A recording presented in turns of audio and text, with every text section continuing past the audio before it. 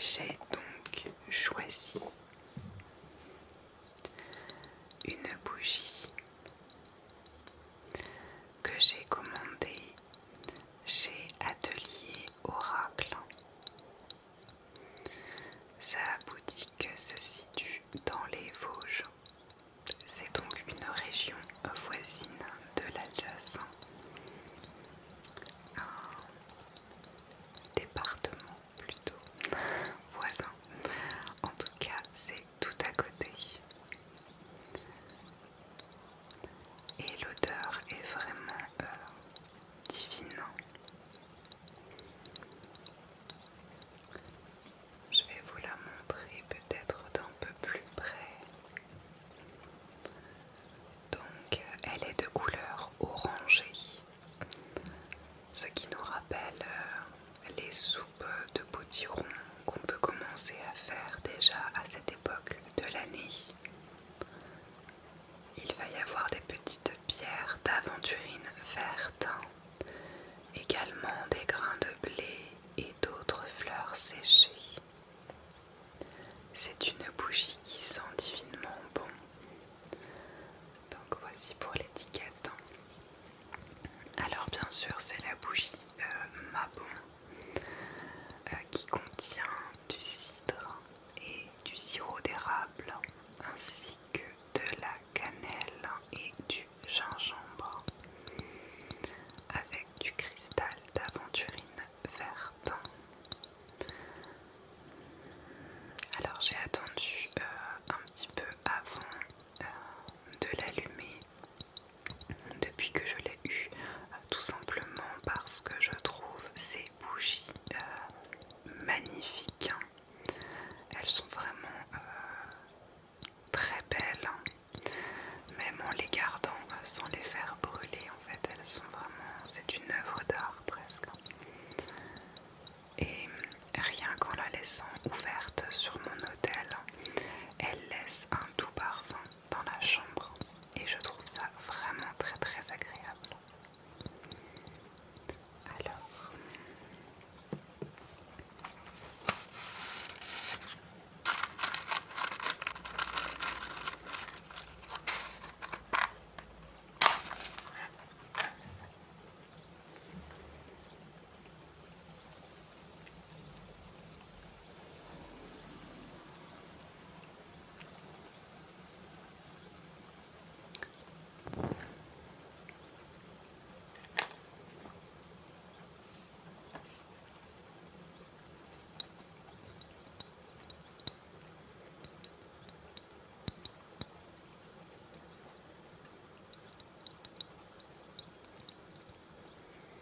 je vais la mettre juste à côté de mon bel avocat.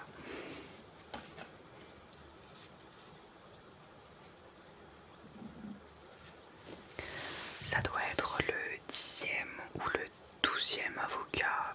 J'ai arrêté de compter depuis un moment. À force de les faire pousser à chaque fois, je sais qu'il y en a dans chaque chambre ainsi qu'au salon. Et j'en ai également mis dehors cet été. Nous en offrons même quand nous sommes invités. C'est un geste que je trouve écolo et qui colle bien dans notre démarche du zéro déchet. Ça nous évite d'acheter par exemple un bouquet de fleurs ou ce genre de choses. On offre une plante qu'on a fait pousser nous-mêmes avec un noyau qu'on a fait germer nous-mêmes. Alors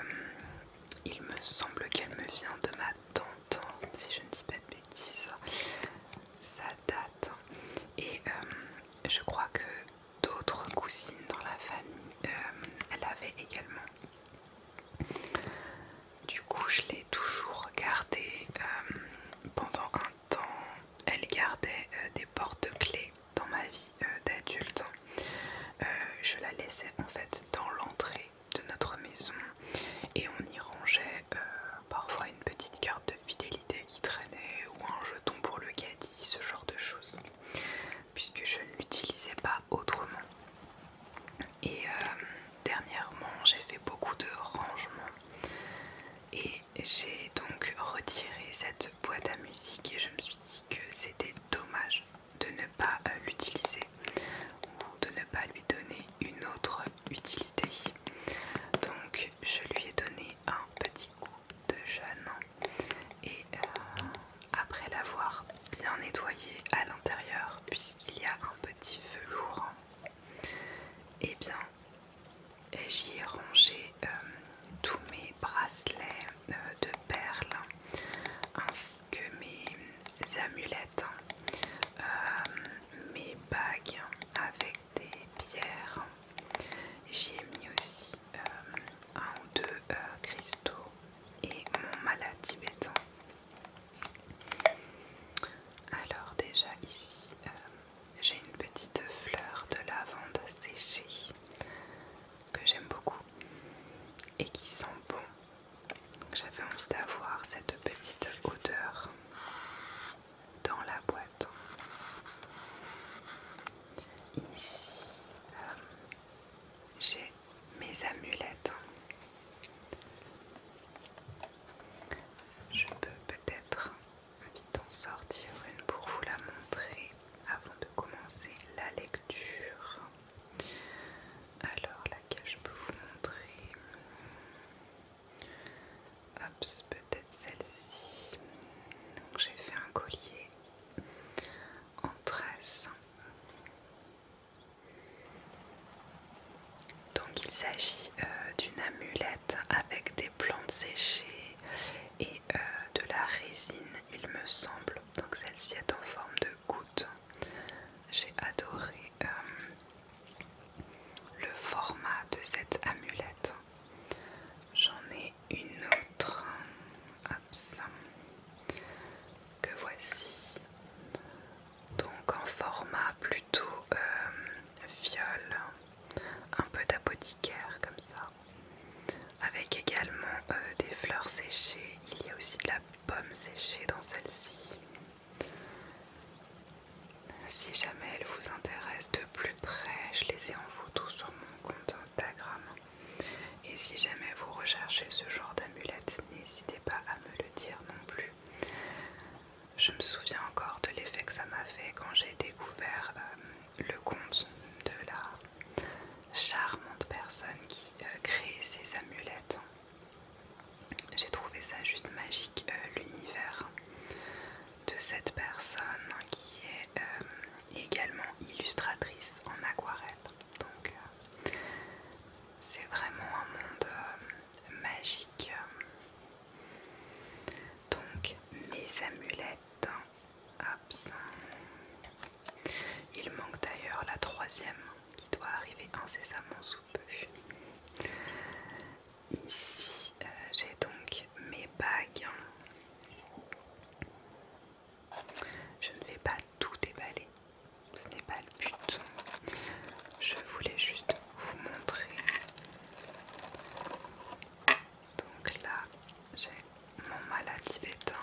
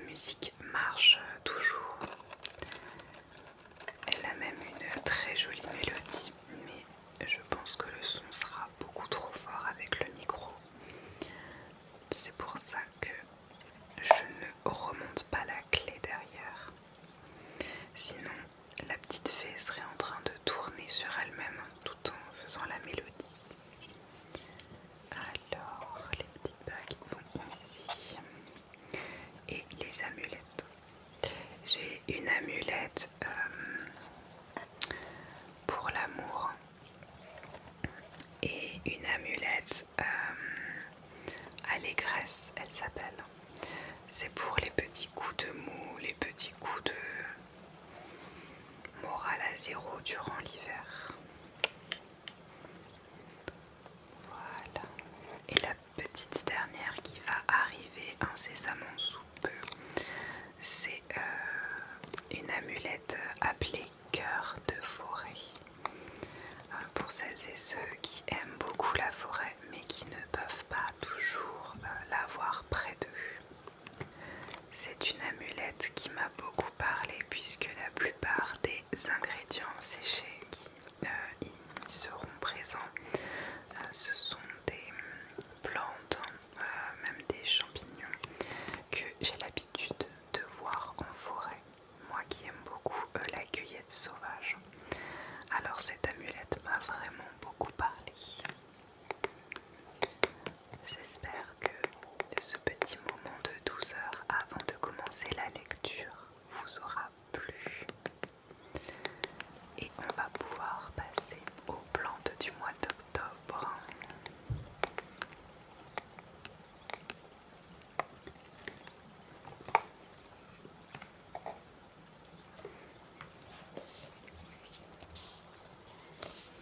Donc voilà pour l'agenda de sorcière, toujours aux éditions Rustica pour celles et ceux que ça intéresse. C'est la version donc 2021 et j'ai déjà aperçu la version 2022 en librairie. Il me semble que c'était à l'espace culturel du Leclerc que je l'ai vu. Donc si jamais cet agenda vous tente, sachez qu'il est d'ores et déjà disponible donc en version 2022, donc l'année à venir. Alors nous allons commencer avec la première semaine d'octobre, donc la semaine 40 qui débute par le lundi 4 octobre. Le châtaignier est très chaud tout en lui, y compris son fruit, est utile pour combattre toute faiblesse qui est en l'homme. Hildegarde de Bingen, XIIe siècle. J'ai eu du mal à lire cette phrase, puisque parfois elles sont tournées d'une certaine façon. Mais Hildegarde de Bingen, c'est un nom que je connais puisqu'il s'agit d'une avant-gardiste au niveau de tout ce qui est peut-être naturopathie et herboristerie, donc du XIIe siècle. Et je sais que elle a apporté beaucoup de connaissances donc à son époque concernant les plantes. Je crois même qu'il y a un agenda, le même que celui-ci, mais en version Hildegarde de Bingen qui est sorti en 2021 et je vais essayer de le trouver pour l'année 2022 afin d'en apprendre un peu plus. Alors, le châtaignier Castanea vulgaris aime les montagnes silicieuses, le soleil et les sols frais bien drainés. On le rencontre surtout en Europe méridionale, dans le midi de la France et sur le versant sud des Alpes. Alors je vérifie, mais il me semble qu'il y aura une nouvelle lune le mercredi 6, donc ce soir.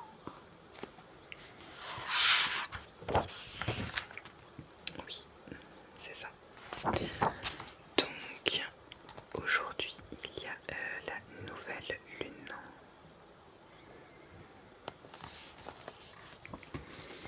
Alors mon anecdote magique. Quel arbre? On pense qu'il est né en Iran au 5e siècle avant Jésus-Christ. Il peut atteindre l'âge de 1000 ans.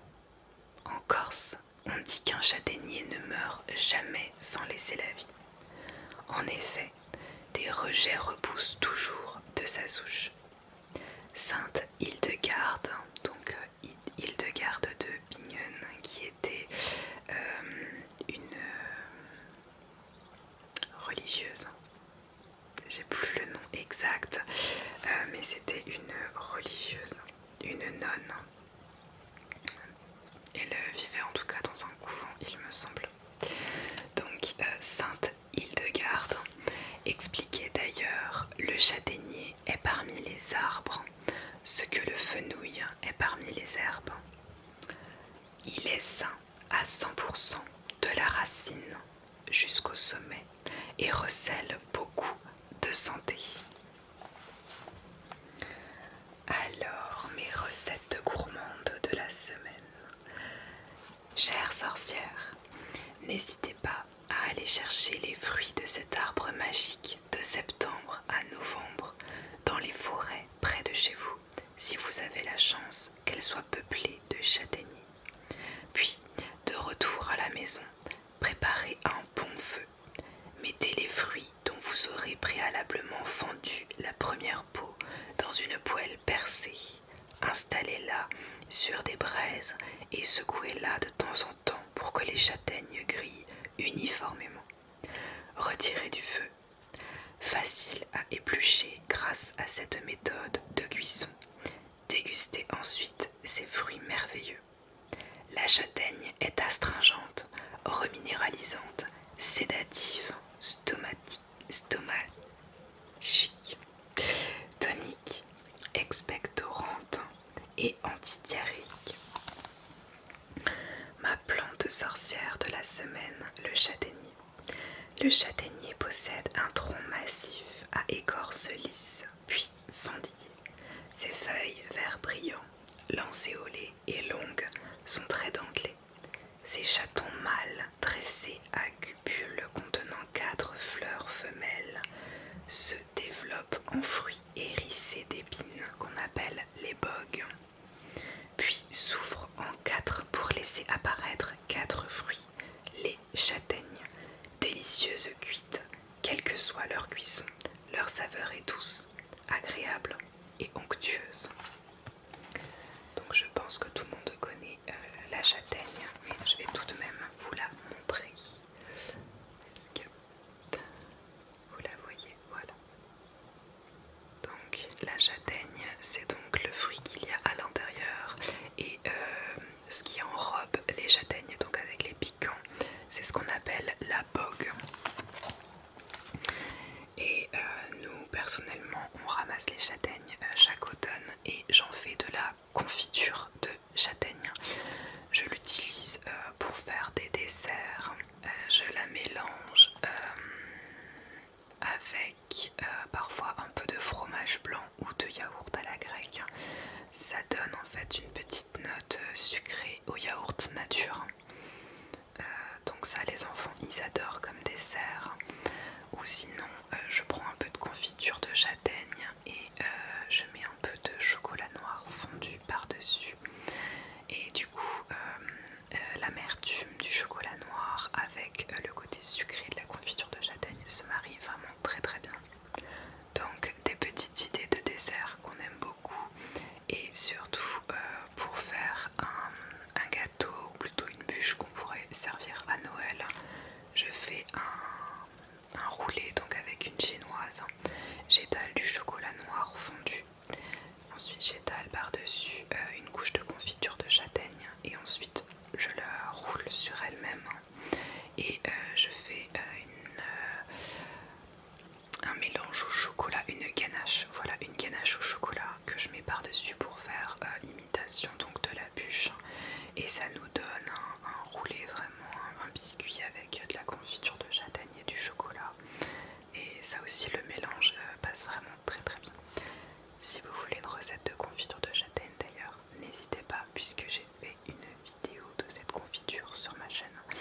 Donc je vous la mettrai peut-être dans la barre d'infos en dessous, si jamais ça vous tente. C'est du boulot pour enlever les peaux, mais par contre le résultat est vraiment délicieux. Et sinon, on peut encore les manger bien sûr grillés, et ça c'est un régal. Et je ne sais pas s'il y en a dans toute la France, mais je sais qu'en Alsace, quand il fait frais, donc automne, hiver, on a des marchands de marrons chauds. Comme en été on mange des glaces, et bien en hiver on aura les marrons chauds qui sont vendus souvent au marché de Noël. Et donc on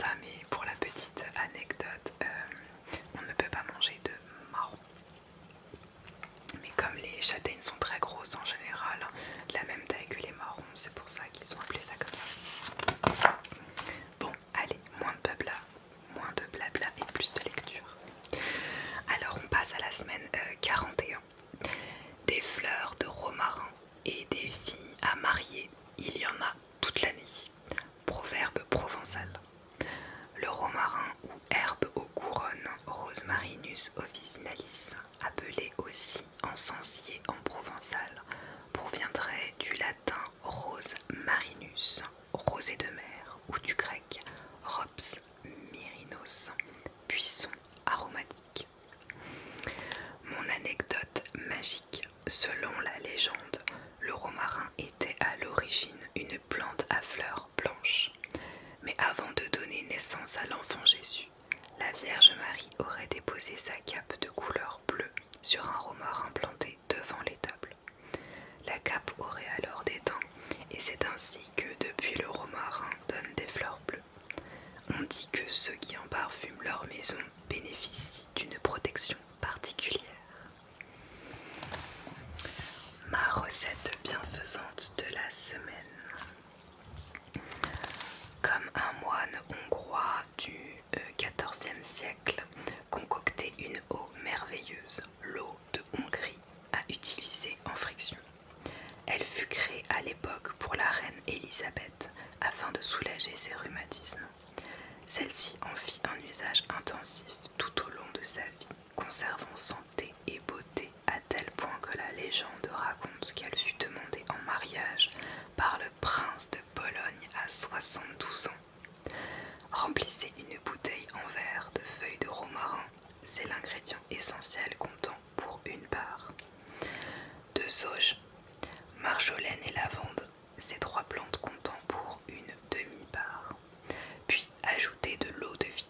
Fermez la bouteille et exposez-la au soleil pendant une semaine avant utilisation. Ma plante sorcière de la semaine. Cet arbrisseau de la famille des labiers pousse à l'état sauvage sur le pourtour méditerranéen. Si ses branches feuillues sont utilisées en cuisine comme aromates, elles possèdent aussi d'importantes vertus thérapeutiques. Consommée en tisane ou utilisée sous forme d'alcoolat ou d'huile essentielle, elle stimule la circulation cérébrale, calme les spasmes digestifs, sont antiseptiques et diurétiques. En usage externe, on emploie l'huile de romarin pour apaiser les douleurs rhumatismales et inflammatoires. Et du coup, voici à quoi ressemble le romarin, qui est une plante aromatique assez connue dans les jardins en général, et qui ressemble à un petit sapin en fait, mais qui pousse en buisson.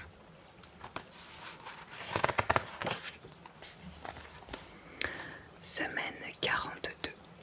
Pourquoi mourrait l'homme dans le jardin de qui pousse la sauge, si ce n'est qu'il n'existe aucun remède contre le pouvoir de la mort? Proverbe arabe. La sauge, ou grande sauge, Salvia officinalis, connue sous les noms d'herbes sacrées, thé d'Europe, thé de Provence et thé de Grèce, du latin salvare, sauver, guérir, qui veut dire sauver, guérir, pardon. Ces multiples vertus expliquent qu'elle soit une plante phare de notre pharmacopée. Et donc là, nous aurons une pleine lune le mercredi 20 octobre. Mon anecdote magique. Dans le monde chrétien, on raconte que Marie, mère de Jésus, poursuivie par les soldats d'Hérode à la recherche du nouveau-né pour le tuer, a imploré une rose au bord du chemin pour qu'elle le cache dans ses pétales. Mais celle-ci, orgueilleuse, refusa. Une sauge se serait alors épanouie pour cacher la mère et l'enfant dans ses feuilles de velours. En remerciement, elle reçut ses pouvoirs de guérison. Ma recette bienfaisante de la semaine. Les sorcières bienveillantes d'aujourd'hui recommandent un gargarisme de sauge pour lutter contre une angine. Elles préparent une décoction concentrée de feuilles séchées à raison de 3 grammes pour un quart de litre d'eau qu'elles laissent bouillir 5 minutes pour infuser, puis infuser 5 minutes supplémentaires tout en prononçant les paroles magiques suivantes. Herbe sacrée, sauge de santé, dans l'eau où je t'ai plongé, libère toute propriété, afin que ton pouvoir guérisseur fasse mon bonheur. Par ce breuvage, guéris-moi de mon mal. Elles filtrent ensuite cette préparation qu'elles utilisent en gargarisme plusieurs fois par jour pendant 3 jours. Ma plante sorcière de la semaine, la sauge. Sous arbrisseau de la famille des Lamiacées, la sauge a des vertus digestives, antiseptiques, antispasmodiques, stimulantes et fébrifuges. En fumigation, son pouvoir antiseptique permet aussi de nettoyer et purifier les maisons, mais aussi les objets. En effet, elle assainit l'espace et purifie l'atmosphère. On brûlait d'ailleurs de la sauge dans les chambres des malades. Ses usages culinaires sont également multiples. Alors, voilà pour la sauge. Pour avoir une idée donc des feuilles.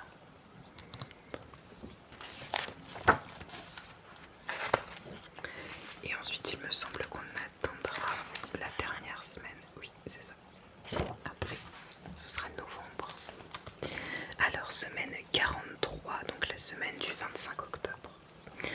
Devant le sureau, ôte ton chapeau, mais pour le genévrier, quitte l'étrier. Proverbe allemand.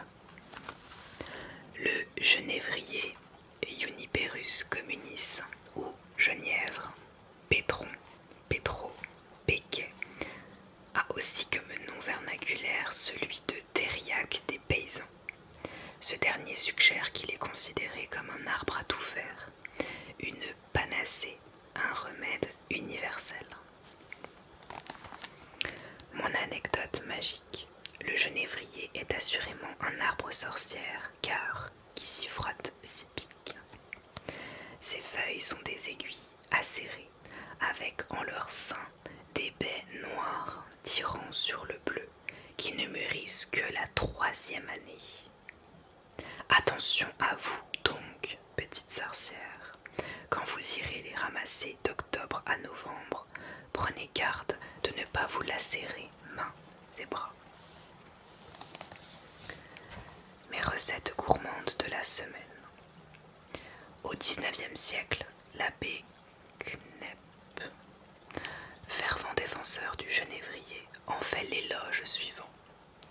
Je ne comprendrais pas un père, une mère de famille qui mettrait tout le soin possible à confire au sel et aux baies de genièvre leur viande et leur choucroute, qui parfumerait exactement et méticuleusement avec ces mêmes graines leur demeure, mais qui d'autre part laisserait croupir dans la poussière et l'ordure le corps qui est l'habitation de l'âme. C'est cette habitation qui, elle aussi, a besoin, quelquefois dans l'année, de fumigation et de vapeur de genièvre. Cela purifie l'organisme et soulage l'appareil respiratoire. Ma plante de sorcière. Autrefois, le genévrier était utilisé pour éloigner le mal en général et les mauvais esprits en particulier. Planté devant la porte principale de la maison, il empêchait les sorcières d'entrer. Son bois était aussi réputé apporter force, guérison, longévité et paix. En talisman, il prévenait les blessures.